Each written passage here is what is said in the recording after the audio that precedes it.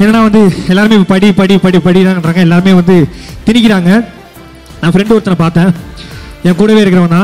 10th படிக்கும்போது அவன் என்ன பண்ணால் ஃபுல்லாக கேம்ஸு கல்ச்சுரல்ஸ் அப்படி தான் போயிட்டுருப்பான்.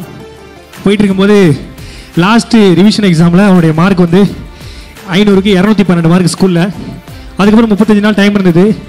எல்லாருமே டீச்சர்ஸ்லாம் சொல்லிட்டாங்க, இவன் அவ்வளோதான் படிக்க மாட்டான், இவன் அவ்வளோதான் முடிஞ்சிச்சு, இவனுடைய கோட்டா காலி, அவ்வளோதான். ஓப்பனாக சொல்லலாம் இவன் வந்து ஊதாரியாக சுற்ற போகிறான் அப்படின்லாம் சொல்லி அவனை வந்து ரொம்ப சொந்தக்காரங்க எல்லாருமே வெக்ஸ் பண்ணி விட்டாங்க.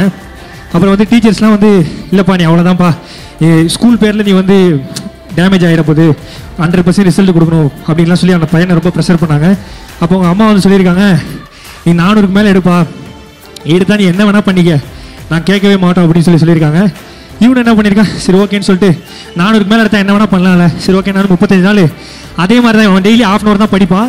ஆனால் இப்போ என்ன பண்ணிக்க, டெய்லி 2 hours படிக்கிறான். பழையபடி இந்த extra curricular activities, sports, culturals அப்படி தான் போயிட்டுருக்கான். அதில் எல்லாமே பண்ணிவிட்டு 2 மணி நேரம் படிக்கிறான் டெய்லி. எக்ஸாம் ரிசல்ட் வரப்போகுது.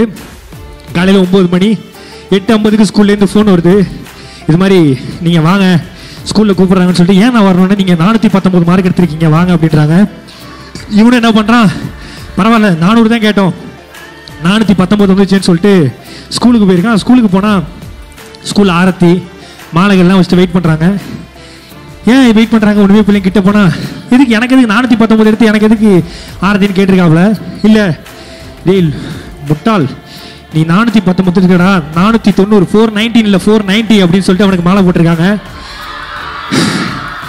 அந்த மாலை போட்ட பையன் வேறு யாரெல்லாம் நான் தான். அது அப்போ தான் வந்து எனக்கு புரிஞ்சுது, ஒரு நாளைக்கு 10 மணி நேரம் 12 மணி நேரம் உட்காந்து புக்கை திறந்து வச்சு உட்காரது மேட்ரு கிடையாது. படிக்கிற 1 hour இருந்தாலும் மனசுக்கு தோண்டி படிக்கிறோமா, அது மட்டும்தான் முக்கியம். ஏன்னா யாரும் கட்டாயப்படுத்தி படிக்க முடியாது, நமக்குன்னு ஒரு இது இருந்தால் தான் படிக்க முடியும். அன்றைக்கி நான் புரிஞ்சுக்கிட்டேன். ஸோ அதனால் ப்ரெஷரை போட்டு படிக்காதீங்க, ஃப்ரெஷ்ஷாக உட்காந்து படிங்க, அது மட்டும்தான் ஹாப்பி.